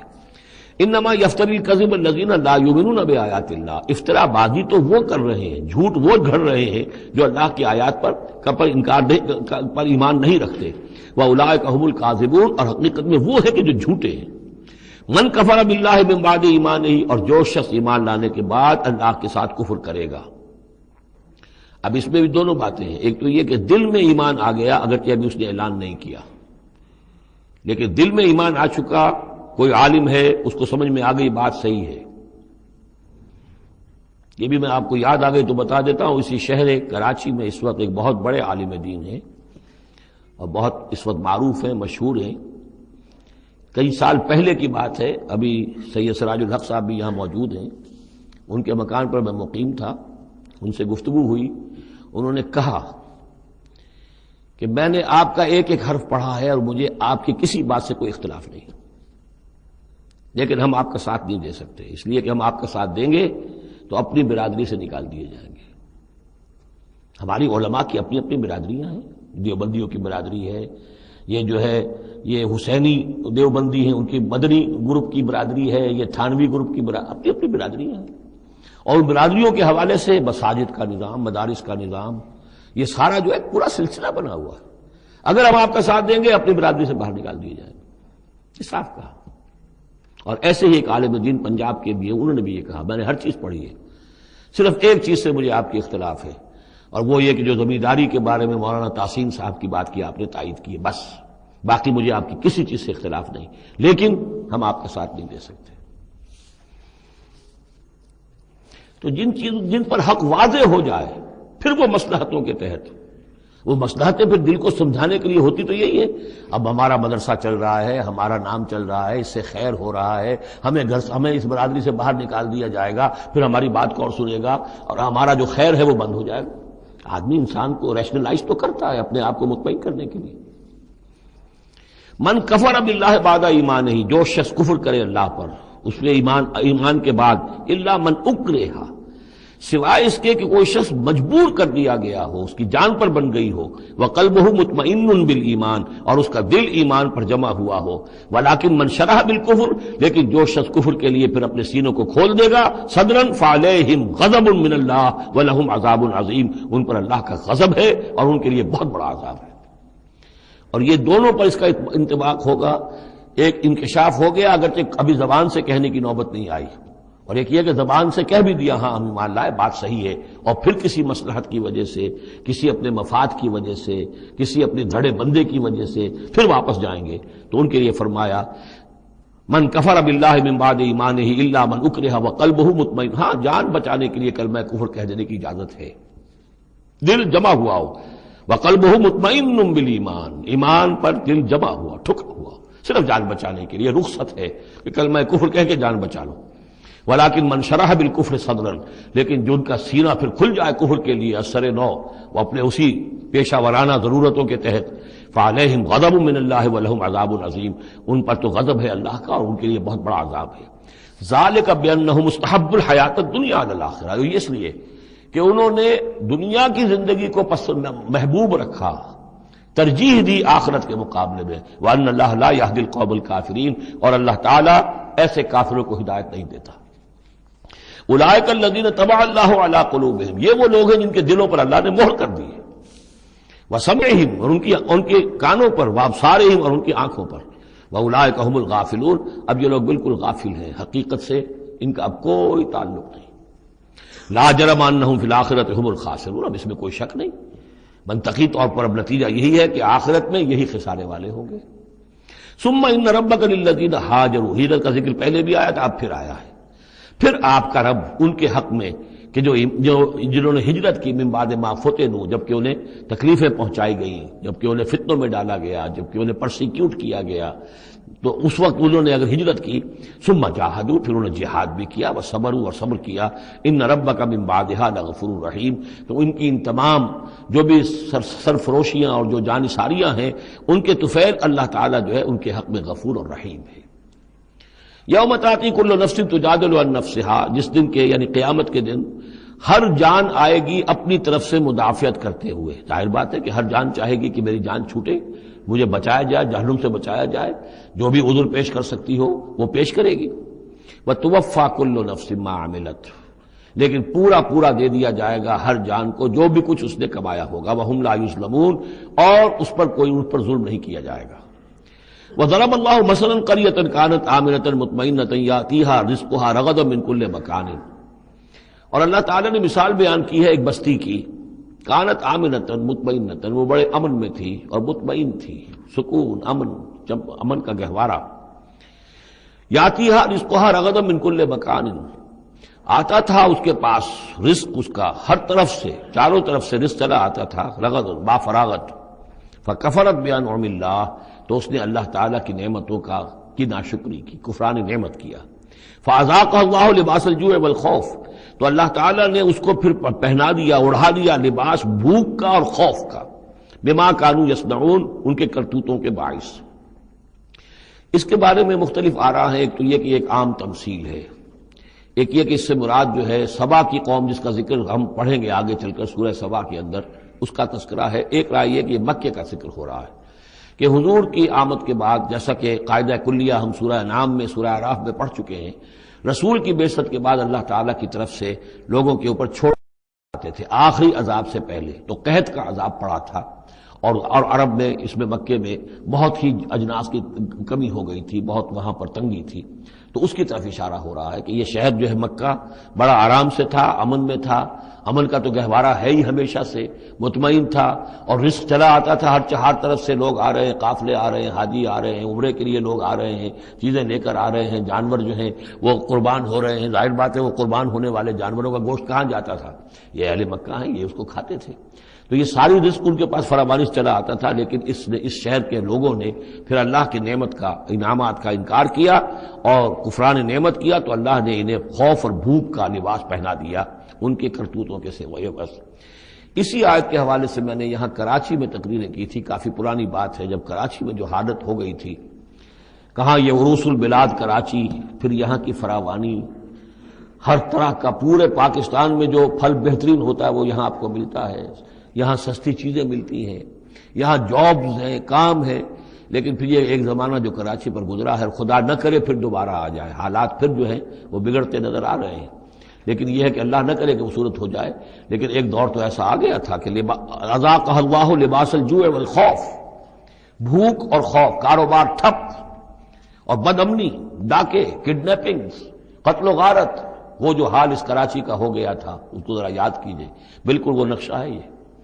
ضرب اللہ مثلا قریۃ کانت آمنۃ مطمئنۃ یاتیھا رزقھا رغدا من کل مکان فکفرت بانعم اللہ فاذاقھا اللہ لباس الجوع والخوف بما كانوا یصنعون. تو یہ ایک عام تمثیل بھی ہو سکتی ہے جیسے کہ کراچی کی اس وقت کی صورتحال پر منطبق ہو گئی. لیکن یہ کہ تفسیر کے حوالے سے اور جسے تعویل خاص ہم کہتے ہیں، اس میں یہ یقیناً اشارہ ہے مکے ہی کی طرف. وَلَقَدْ جَاءَهُمْ رَسُولٌ مِّنْهُمْ فَكَذَّبُوهُ، ان کے پاس ان کے رسول آئے، انہوں نے جھٹلا دیا ان کو. فَأَخَذَهُمُ الْعَذَابُ وَهُمْ ظَالِمُونَ، تو عذاب نے انہیں آ پکڑا اور وہ ظالم تھے، گناہگار تھے. فَكُلُوا مِمَّا رَزَقَكُمُ اللَّهُ حَلَالًا طَيِّبًا، تو اے مسلمانوں کھایا کرو جو بھی اللہ نے تمہیں رزق دیا ہے اس میں سے جو حلال ہے اور جو پاک ہے کھایا کرو. واشکروا نعمت اللہ، پھر نعمت کے لفظ کو نوٹ کیجئے. یہ جو نعمت کے ذریعے سے، اللہ کی نعمتوں کے حوالے سے یہ صورت جو ہے ان کا تذکرہ، مختلف انواع و اقسام کی نعمتیں، مختلف جو دائرے ہیں زندگی کے، ان کے حوالے سے. واشکروا نعمت اللہ ان کنتم ایاہ تعبدون، اور اللہ کی نعمت کا شکر کرو اگر تم واقعتاً اسی کی بندگی کرتے ہو. انما حرم علیکم المیتۃ والدم ولحم الخنزیر وما اہل لغیر اللہ بہ، اللہ تعالیٰ نے حرام تو تم پر کیا ہے کھانا مردار کا اور خون کا اور خنزیر کے گوشت کا، اور جو جس پر کہ پکارا گیا ہو اللہ کے سوا کسی اور کا نام. یہ آیت کئی دفعہ آ چکی ہے، اب اس میں تفصیل میں جانے کی ضرورت نہیں. فمن اضطر غیر باغ ولا عاد، کوئی شخص اضطرار میں ہو، جان پر بن گیا ہو، بھوک سے اور مر رہا ہو، تو اگر وہ نہ تو اس کی طلب اس کے اندر ہو، نہ جو کم سے کم چیز جتنی کہ کھانے سے جان بچائی جا سکتی ہے اس سے وہ اضافی اور اس سے آگے بڑھے، فإن اللہ غفور الرحیم، تو اللہ اس کے حق میں غفور اور رحیم ہے. ولا تقولوا لما تصف السنتكم الكذب هذا حلال وهذا حرام، اور دیکھو اپنی زبانوں میں جیسے منہ میں آئے نہ بک دیا کرو کہ یہ حلال ہے یہ حرام ہے. یہ تو اللہ کا فیصلہ ہوتا ہے. تم جو اپنی منہ سے کہہ دیتے ہو، اپنی زبانوں سے جو چاہ کہہ دیا، تو یہ بغیر دلیل کے، بغیر سند کے نہیں. اللہ تعالی یہ حلت اور حرمت، تحلیل اور تحریم، یہ اللہ کا اختیار ہے. ولا تقولوا لمن تصف السنتكم الكذب، یہ جھوٹ جو اپنی زبان سے نکال دیتے ہو، هذا حلال وهذا حرام، یہ حلال ہے اور یہ حرام ہے. لتفتروا على الله الكذب، تاکہ تم اللہ کی طرف جھوٹ منسوب کرو. ان الذين يفترون على الله الكذب لا يفلحون، یقیناً جو لوگ اللہ تعالیٰ کی طرف جھوٹ منسوب کریں گے وہ فلاح نہیں پائیں گے. متاع قلیل، یہ سب برتنے کا سامان ہے، دنیاوی ضروریات ہے، تھوڑی سی دیر کے لیے فائدہ اٹھا لو. ولہم عذاب علیم، پھر ان کے لیے دردناک عذاب ہے. وعلی الذین ہادوا حرمنا ما قصصنا علیک من قبل، اور یہودیوں پر ہم نے بعض چیزیں حرام کر دی تھیں جن کی کہ تفصیل ہم پہلے آپ کو بتا چکے ہیں. یہ آ چکا ہے اس سے پہلے کہ ان کے لیے ایک تو یہ کہ حضرت یعقوب نے چونکہ اونٹ کا گوشت اپنے اوپر خود حرام کر لیا تھا تو وہ معاملہ چلتا رہا. اس کے علاوہ بھی یہ ہے کہ جو چربی ان پر حرام کی گئی تھی مختلف چیزوں حیوانات کی. وعلی الذین ہادوا حرمنا ما قصصنا علیک من قبل وما ظلمناہم، اور ہم نے ان پر کوئی ظلم نہیں کیا، اور ہم نے ان پر کوئی ظلم نہیں کیا، ولکن کانوا انفسہم یظلمون، بلکہ یہ ظلم انہوں نے خود اپنے اوپر ڈھائے۔ ثم ان ربک للذین عملوا السوء بجہالۃ، پھر آپ کا رب ان لوگوں کے حق میں کہ جو کہیں غلطی سے، جہالت سے، نادانی سے، جذبات کی رو میں بہ کر کوئی برا کام کر بیٹھے، ثم تابوا من بعد ذلک واصلحوا، پھر وہ توبہ کرے اور وہ اصلاح کر لیں، اس غلط کام کو چھوڑ دیں، حرام خوری سے باز آ جائیں، غلط کام جو ہے تج دیں ان کو۔ ان ربک من بعدہا، اگر وہ یہ شرطیں پوری کر دیں تو پھر آپ کا رب اس کے حق میں بھی، ان کے حق میں بھی غفور اور رحیم ہے۔ ان ابراہیم کان امۃ قانتا، یقیناً ابراہیم ایک امت تھے۔ اب یہ لفظ امت سمجھ لیجئے، اما یا امو کا جو اصل مفہوم ہے وہ قصد کرنا ہے۔ اب یہ امت وقت کے لیے بھی آتا ہے، بعد امت وذکر بعد امت، سورہ یوسف میں ہم نے پڑھا ہے، وہ شخص جو ساقی تھا بادشاہ کا بھول گیا تھا، ایک مدت کے بعد اسے یاد آ گیا۔ تو جب ایک پوری ہو رہی ہے، زمانے کو بھی ہم کیونکہ فالو کرتے ہیں، ٹائم کو بھی، اور اسی طرح راستے کو بھی فالو کرتے ہیں، تو قصد کر رہے ہوتے ہیں اس کا، اس حوالے سے زمانے کو بھی مدت کہا گیا، راستے کو بھی جو ہے امت کہا گیا۔ پھر امت وہ بھی ہے کہ جو ہم مقصد لوگ ہیں، میرا بھی مقصد وہی ہے، آپ کا بھی وہی ہے، مسلمانوں کو جمع کرنے والا وہ مقصد ہے، کذالک جعلناکم امۃ وسطا لتکونوا شہداء علی الناس، تو یہ امت ہے۔ اسی طریقے سے گویا کہ ایک راستہ چلانے والے، ایک راستہ بنانے والے، ایک ریت ڈالنے والے حضرت ابراہیم تھے، جو اپنی ذات میں گویا کہ ایک امت تھے۔ ان ابراہیم کان امۃ قانتا، فرما بردار، للہ حنیفا، اللہ کے فرما بردار اور بالکل یکسو، ولم یکن من المشرکین، اور وہ ہرگز مشرکین میں سے نہیں تھے، شاکرا لانعمہ، وہ شکر گزار تھے اللہ تعالیٰ کی نعمتوں کے، اجتباہ اللہ نے انہیں پسند کر لیا تھا، وہداہ اور ہدایت دی تھی الی صراط مستقیم، سیدھی راہ کی طرف، وآتیناہ فی الدنیا حسنہ، اور اسے دنیا میں بھی بھلائی اور خوبی عطا کی، وانہ فی الآخرۃ لمن الصالحین، اور یقیناً آخرت میں بھی وہ ہمارے نیک بندوں میں ہے۔ ثم اوحینا الیک، پھر ہم نے وحی کی آپ کی طرف اے محمد صلی اللہ علیہ وسلم، ان اتبع ملت ابراہیم حنیفا، کہ پیروی کیجئے ملت ابراہیم کی یکسو ہو کر، وما کان من المشرکین، اور وہ ہرگز مشرکین میں سے نہ تھے۔ انما جعل السبت علی الذین اختلفوا فیہ، یقیناً یہ ہفتے کا دن ان لوگوں کے لیے معین کیا گیا جنہوں نے اس میں اختلاف ڈالا۔ اصل میں بنی اسرائیل کے لیے بھی دن جو تھا مقرر وہ جمعہ ہی کا دن تھا، لیکن انہوں نے اپنی شرارت کی وجہ سے ناقدری کی، جمعے کو چھوڑا اور ہفتے کا دن اختیار کیا، تو اللہ نے پھر وہی ان کے لیے مقرر کر دیا۔ وَإِنَّ رَبَّكَ لَيَحْكُمُ بَيْنَهُمْ يَوْمَ الْقِيَامَةِ فِيمَا كَانُوا فِيهِ يَخْتَلِفُونَ، اور یقیناً آپ کا رب ان کے مابین فیصلہ کرے گا قیامت کے دن ان تمام چیزوں میں جن میں وہ اختلاف کرتے رہے تھے۔ ادع الى سبیل ربک بالحکمۃ والموعظۃ الحسنۃ وجادلھم باللتی احسن، بلاؤ اور دعوت دو اپنے رب کے راستے کی طرف، جیسے کہ سورہ یوسف میں تھا، قل ھذہ سبیلی ادعو الی اللہ علی بصیرۃ انا ومن اتبعنی، اے نبی کہہ دیجئے یہ میرا راستہ ہے، میں اللہ کی طرف بلا رہا ہوں، علی وجہ البصیرۃ، نہ صرف میں بلکہ میرے متبعین بھی۔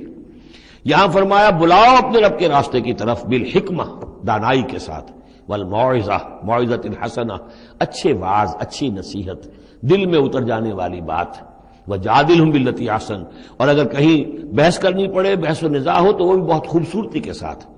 ان ربک هو اعلم بمن ضل عن سبیلہ، یقیناً آپ کا رب خوب واقف ہے ان سے کہ جو اس کے راہ سے بھٹک گئے ہیں، وهو اعلم بالمہتدین، اور وہ خوب جانتا ہے ان کو بھی کہ جو ہدایت کی راہ پر ہیں۔ وَإِنْ عَاقَبْتُمْ، اور اے مسلمانوں اگر تمہیں بدلہ لینا ہو، فَعَاقِبُوا بِمِثْلِ مَا عُوقِبْتُمْ بِهِ، تو بس اتنا ہی ویسا ہی کام کیا کرو جیسا کہ تمہارے اوپر زیادتی کی گئی، جیسا بھی، اس سے آگے بڑھ کر نہیں۔ وَلَئِنْ صَبَرْتُمْ، اور اگر تم صبر کر لو، لَهُوَ خَيْرٌ لِلصَّابِرِينَ، تو یہ تمہارے، یہ صبر کرنے والوں کے حق میں بہتر ہے۔ وَاصْبِرْ، اور آخری حکم ہے حضور کو اور حضور کی وساطت سے تمام مسلمانوں کو، وَاصْبِرْ وَمَا صَبْرُكَ إِلَّا بِاللَّهِ، صبر کیجئے اور آپ کا صبر جو ہے اللہ کے سہارے پر ہے، جتنا اللہ پر اعتماد ہے، توکل ہے، اس کے وعدوں پر جتنا یقین ہے، اتنا ہی صبر کر سکے گا انسان۔ وَاصْبِرْ وَمَا صَبْرُكَ إِلَّا بِاللَّهِ وَلَا تَحْزَنْ عَلَيْهِمْ، اور اب ان کے بارے میں آپ رنجیدہ نہ ہوں کہ یہ لوگ اپنے کرتوتوں کی وجہ سے عذاب کے مستحق ہو چکے ہیں۔